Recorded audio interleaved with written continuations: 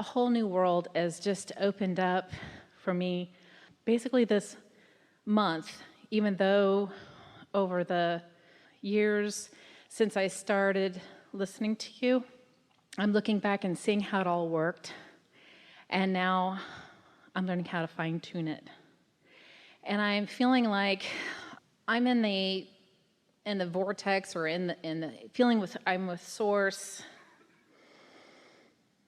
most of the day. I feel like I've got a bubble of protection, and the vortex doesn't provide any protection. No. It just has such a pure point of attraction that no stuff you don't want gets in. But it's a different way of looking at it, isn't it? I'm putting more and more things into it, that I feel like I should be able to. The vortex doesn't keep anything out. It's just very clear about what it draws in. Right. Can you feel the distinction? Protection is different. The only thing that, as I look back into my life as how I manifested and how some things I did get things and some things I didn't, but some things I was surprised how I did get them, even though I felt like I had a lot of resistance along with them. If your desire is really, really strong desire overcomes resistance. Strong desire and strong resistance makes for a really tense life, but strong desire can overcome a lot of resistance. It's just a bumpier ride than is necessary. Well, the situation that happened in my life was, and I'm not sure. Want to repeat it? Sure. What it is you want to live it again? No. Then don't talk about it. No, that's not it. I met my twin flame, and I'm still with him. But it was a rough ride. Now we're all like, everything's great. But the ride during the time, it was like we had euphoria, and then we had everybody hating our union because he was younger than I was. And I'm still surprised that we're still going, so even though we had everything. I just want to know, I guess you kind of answered it as far as the desire ended up becoming more important than the resistance. When you get into true alignment with who you are, and then that point of attraction happens, it sort of defies the logic of others who are still making their decisions based upon other criteria.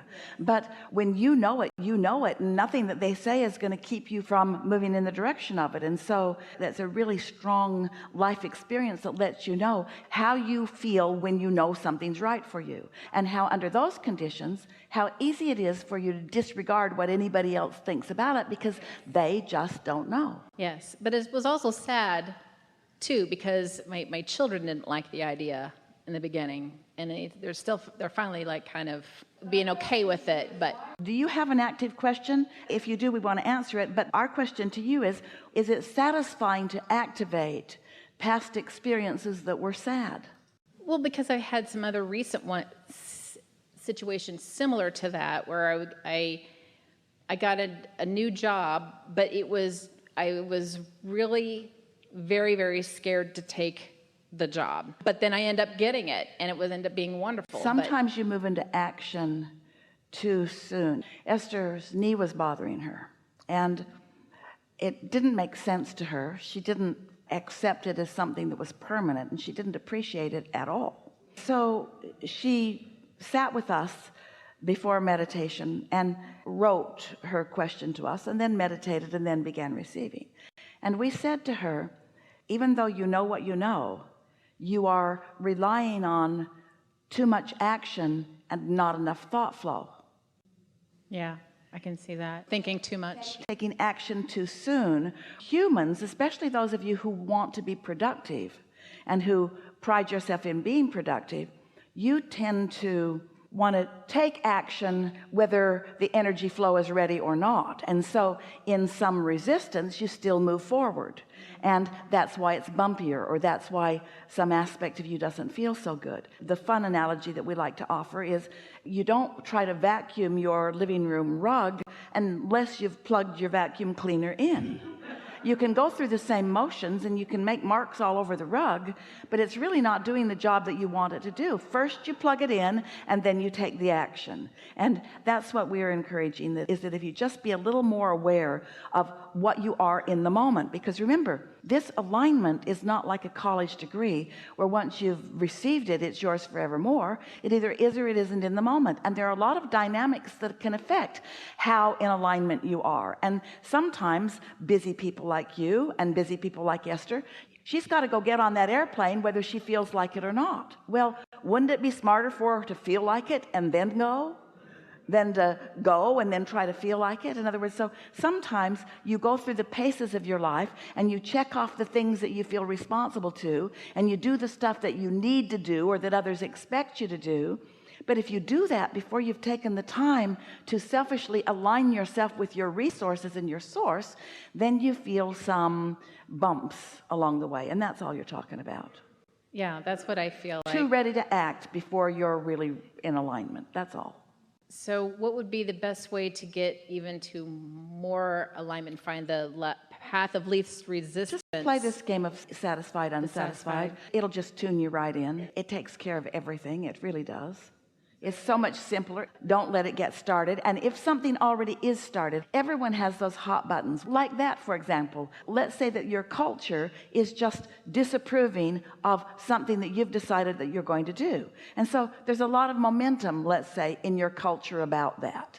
And there are not as many people saying, follow your bliss, as there are people saying, you should follow the protocol. And so you're feeling some bumps about that. Well, you're not going to be able to rein that in immediately, but if you start from a place of non-resistance and acknowledge how well your life is going and say general things like things are always working out for me, and I love knowing that I have guidance and I love utilizing my guidance, you can work the bugs out of all of those things. Like, for instance, like the only thing that resistance anymore is his family. So if I just kind of love them and let them understand. Do you see how addicted you are to talking about that?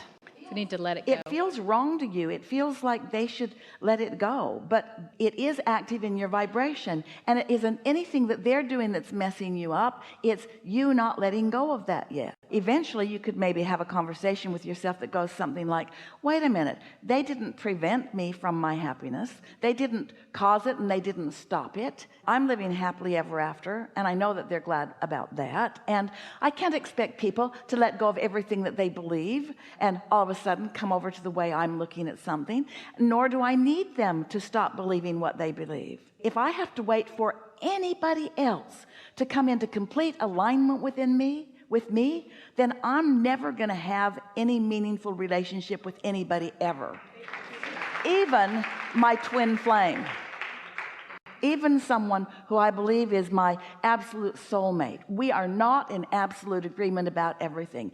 And if I demanded that we be, we could not be together. So why should I demand something of others? Why do I need anybody to believe anything in order for me to be happy? Because it's never been about me and them. It's always been about me and me. And once I get me and me lined up, then me and them works out just fine. And even if me and them doesn't work out just fine, because me and me is working out so fine, I'm not bothered about me and them not working out just fine. And I'm not unkind to them. I'm not unloving to them. I'm not saying you're not in my club, I'm in another club. I'm just tuned in, tapped in, turned on. And then the best of them comes to me. And if there's nothing in them that's best, then none of them comes.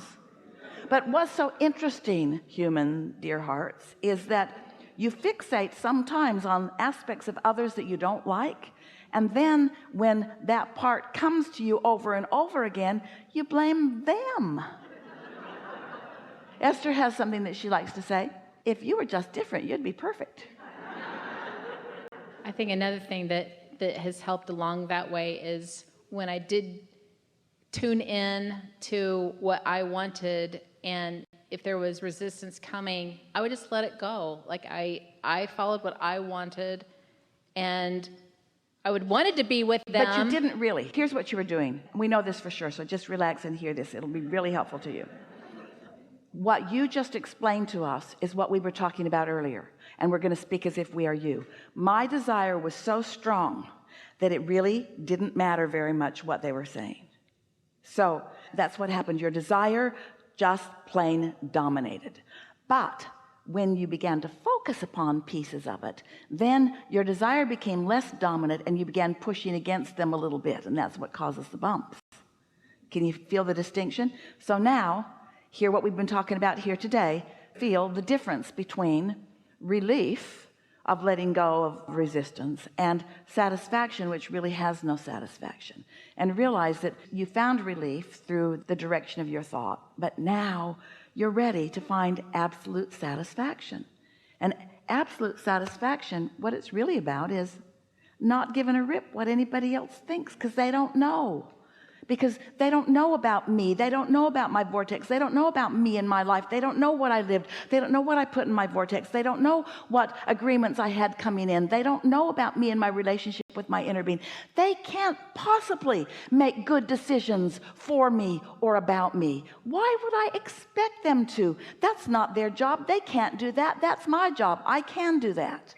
And in the absence of you not doing it, then you're mad at them. But in the presence of you doing it, you don't care what they're thinking. When you're in alignment, others who are negative towards you are invisible to you. When you're not in alignment, they're the main attraction. Yeah. Helpful? Yeah. Really good. Really good. Really, really, really good. It's like if someone has some aspects and you don't care for them and you give your attention to those aspects, then those are the aspects that are most often shown to you. Isn't that always the way it goes? Can't everybody be like the entire universe who has some of everything within them? Isn't that the way it always is? Doesn't everyone have wanted and unwanted? And do you really want everyone to become so just what you want? They have a lot of studying to do, and you better get more clear more quickly about what you want, and you better print out a very big list, and you better get a big email announcement out there fast. You might not know me yet, but you may run into me later, and when you do, these are my requirements for your behavior. And if you will meet those requirements, then when we meet, we're going to have a very good rendezvous. But otherwise, I can't take any credit for how it's going to go. So get ready for me, because here I come. That doesn't work out that well. But if you say, inner being, I seek alignment with you, and I'm looking for satisfaction, and you groom yourself into the powerful, clear, loving being that you are, and you get control of the thoughts that you think, then only that which is a vibrational match to you comes. And if you're getting a mixed bag, then you're thinking a mixed bag. If you're getting some of what you want and some of what you don't want, that means you're thinking about some of all of that. And that's not terrible. That's some step 5 stuff going on. But you see what we're getting at? You do. We think you do. Life is supposed to feel good to you. Life is supposed to be fun for you. Life is supposed to feel rewarding to you. You are supposed to be satisfied in this life experience. You didn't come forth into this experience to overcome or to fix things that are broken. It isn't like that at all. You are a creative genius who has come to explore in this magnificent environment of variety to help you come to conclusions about what you prefer, and then to use your ability to focus to line up with what you prefer rather than stay in concert with what you don't want. And as you become more adept at finding more things that you want, every subject's 2 subjects. You can focus upon the subject of your desire or its absence. You can talk about how it is and how it will be and how much you like it, or you can talk about how it isn't and how you miss it and how unfair it is. You get to talk about whatever you want to talk about. You're so free, you can choose bondage. And the law of attraction will respond to what you are saying and what you are meaning. Sometimes you say one thing, I'm happy, and you mean another, I'm not happy, I'm just pretending that I am. Sometimes you say, I'm prosperous, but you feel like you're not prosperous. Lip service is not what law of attraction is responding to. Law of attraction is responding to what you mean, to how you feel. And so we want to talk about how you can feel and mean what you want rather than feeling and meaning what you don't want. So we're eager for you. What do you want to talk about? Nothing is off limits. It's going to be a wonderful unfolding. A good day for us all. It's nice to feel you here. You know, you are radiating in a way that is very obvious to us, and we want you to know right now that we like you very much.